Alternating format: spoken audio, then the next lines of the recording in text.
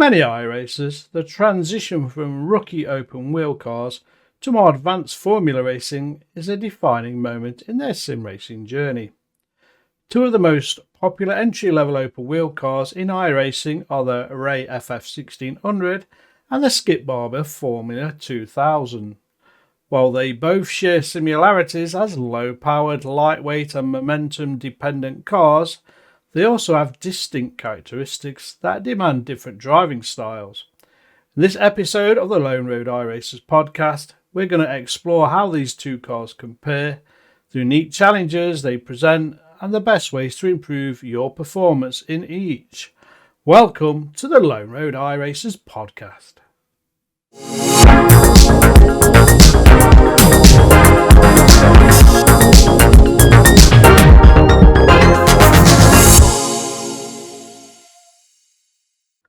First, we're going to look at car comparisons. How does the Ray FF1600 step up against the Skip Barber Formula 2000, folks?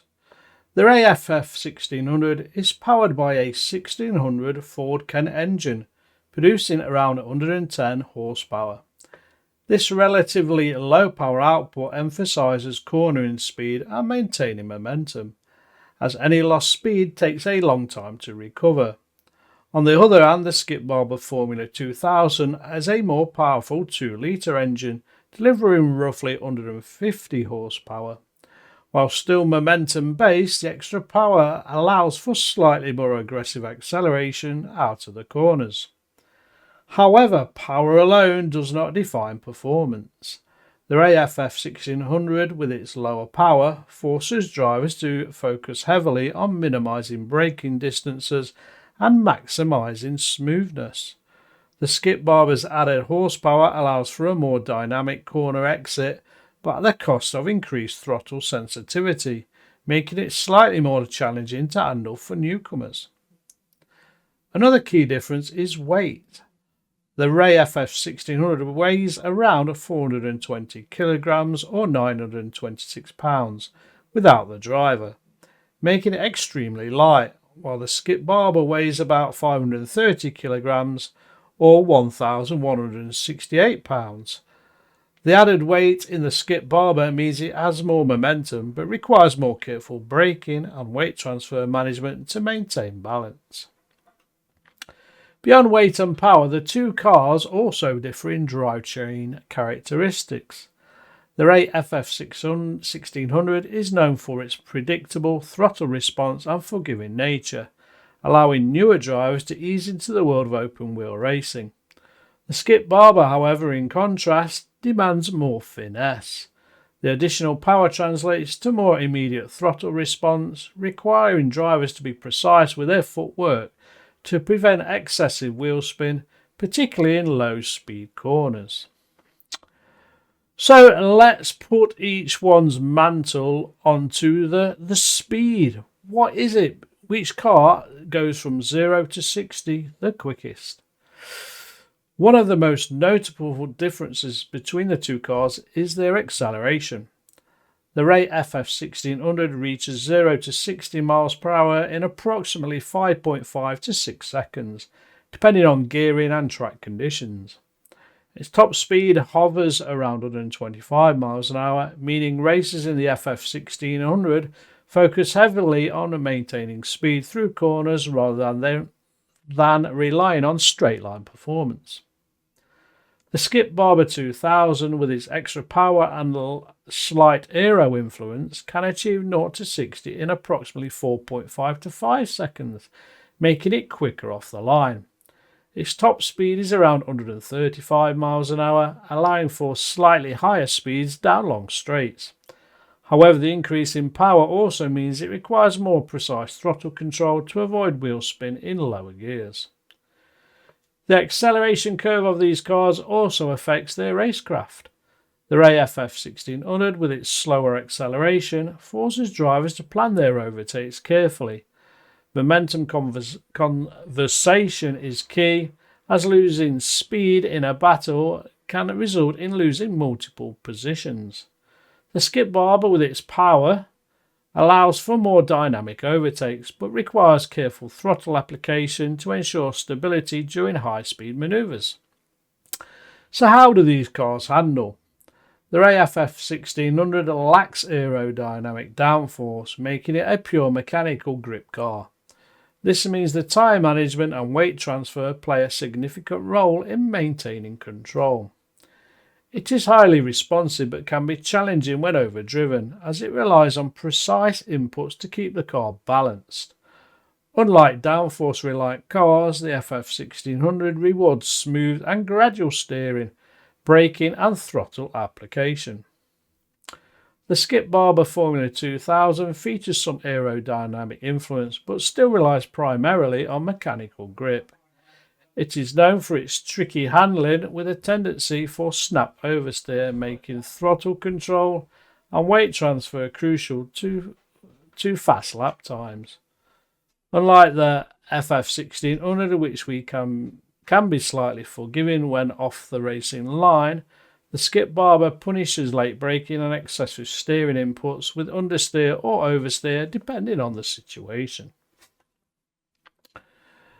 Now let's talk about how these two cars brake, because they are different. The Ray FF1600 benefits from smooth, progressive braking due to its lack of aero. Trail braking is essential to maintain cornering speed, and locking up the brakes can easily unsettle the lightweight chassis. Learning to modulate brake pressure effectively is crucial to maintain stability and speed. The Skip Barber allows for more slightly aggressive braking but still punishes abrupt inputs with instability. Proper weight transfer is crucial to avoid unsettling the rear end. Because it carries more weight, braking distances are slightly longer, but well-managed trail braking can lead to faster lap times. So for both these cars, you're going to have to kind of change your strategy and have some different kind of racecraft. For the FF1600, it requires an emphasis on clean, smooth driving. Defensive positioning is crucial since acceleration is limited. Holding the inside line and making yourself difficult to pass is often the best strategy. The Skip Barber, with more power and braking capability, allows for slightly more aggressive racecraft. Late braking moves and deeper entries can be utilised, but maintaining stability is key to avoiding costly mistakes. Now, how do we avoid these costly mistakes that I've just mentioned, folks?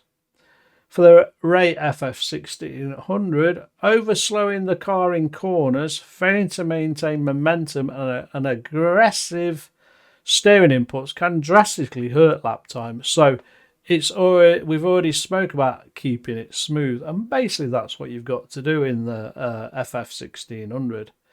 With Skip Barber, over throttling on corner exits or braking too late and poor weight transfer management can lead to instability and spins.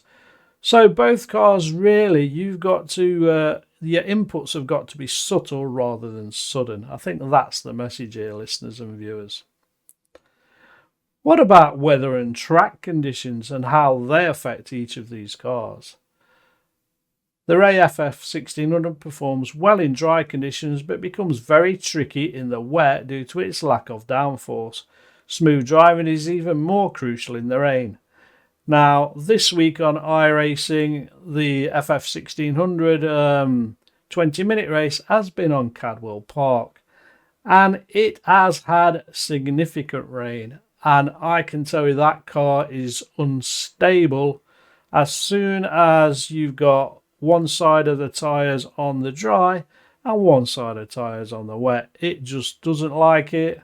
Or if you dip the back end on the curbs, for example, as you go around a corner, it spins. It is lethal. DQ'd, yeah, that was me once this week and very close to a second time. So avoid at all costs, I would say. The Skip Barber handles slightly better in wet conditions due to its added weight, but oversteer can still be a major issue if throttle application isn't precise. Now, I've not driven the Skip Barber in the wet yet. this season or last season, so it's hard for me to comment. But I would think, unless it's got specific wet tyres, you're still going to struggle. So I thought, well, we're really interested in these two cars. You know, it gets a lot of people racing both of these in the series on iRacing week in, week out. So where can you actually go and see these cars in real life? So both cars are based on real-world racing machines that have long histories in grassroots motorsport. The Ray FF1600, or the Formula Ford category, has been a staple for junior open-wheel racing since the late 1960s.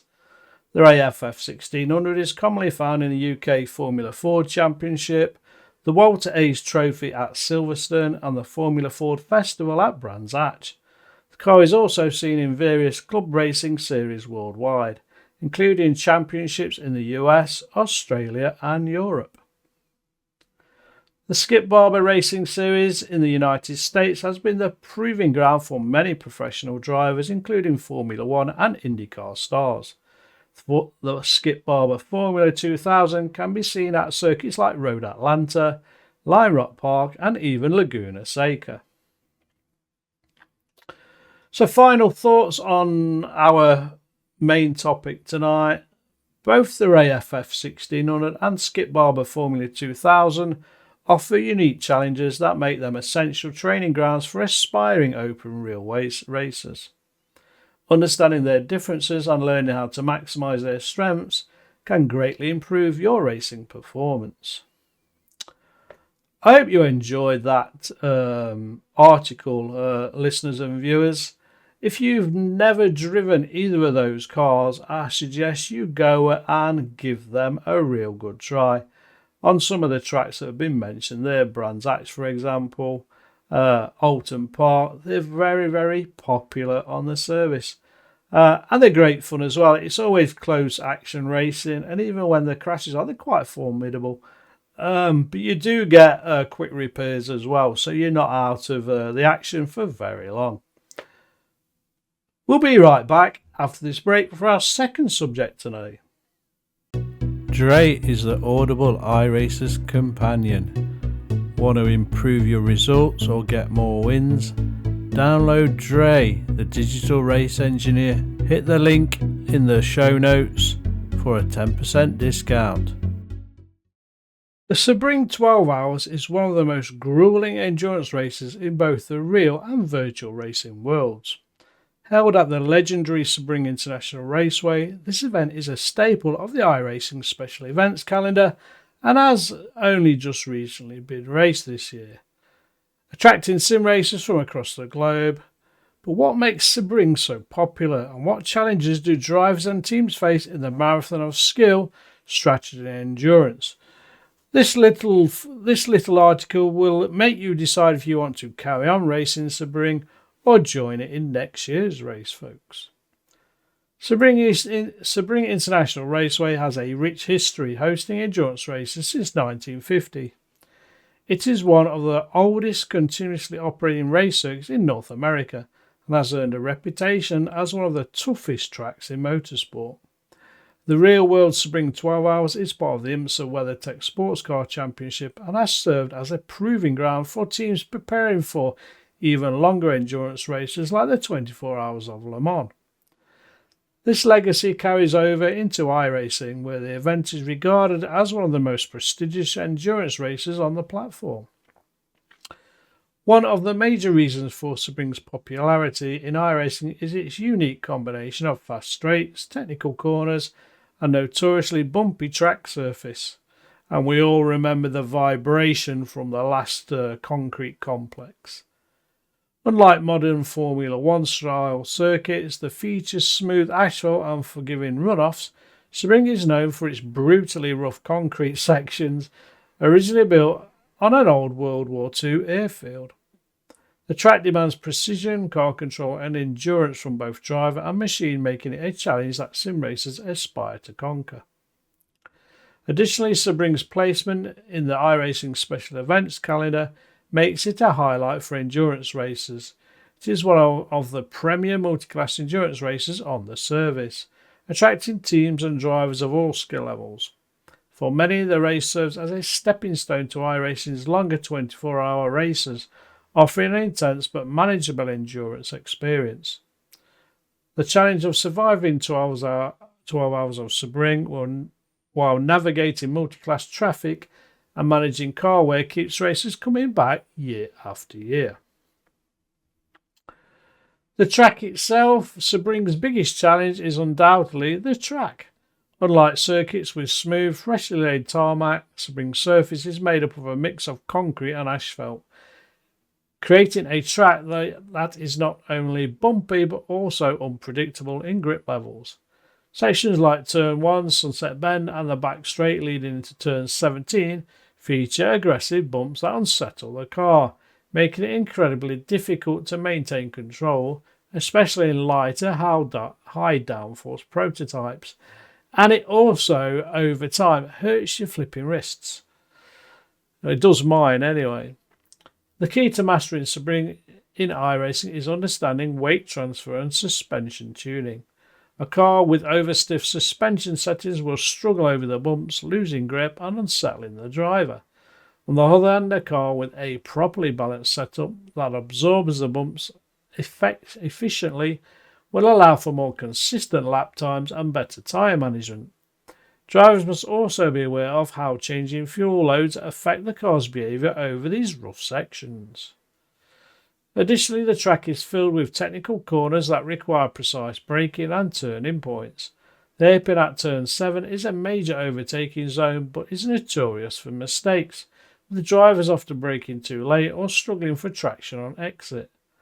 The long straights leading into hard braking zones like turn 10, Cunningham Corner, and turn 17, Sunset Bend, make brake management a crucial aspect of race strategy. Overheating brakes or locking up frequently can cost valuable seconds per lap and may even lead to race-ending incidents. One of the most unique aspects of the Sebring 12 Hours is its multi-class racing format. Just like in real endurance racing, the field is divided into different classes, typically consisting of high-speed prototypes, the LMPs or GTP cars, and slower GT cars. Managing traffic in these races is a skill in itself, and a lack of awareness can lead to catastrophic collisions. For LMP and GTP drivers, the key challenge is navigating traffic efficiently without losing too much time.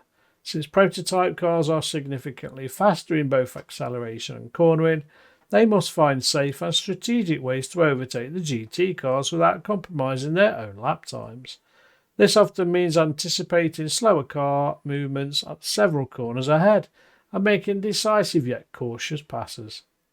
Impatient prototype drivers can easily ruin their race by making an aggressive dive bomb move that results in contact. For GT drivers, the challenge is the opposite, maintaining focus and holding a predictable racing line while being constantly overtaken by faster cars. The worst thing a GT driver can do is make erratic movements when a prototype is approaching, as this can cause confusion and lead to accidents. Communication and spatial awareness are essential, especially in nighttime stints where visibility is reduced. Unlike sprint car races where traffic is minimal, endurance racing at Sebring requires patience, planning and clear communication between teammates.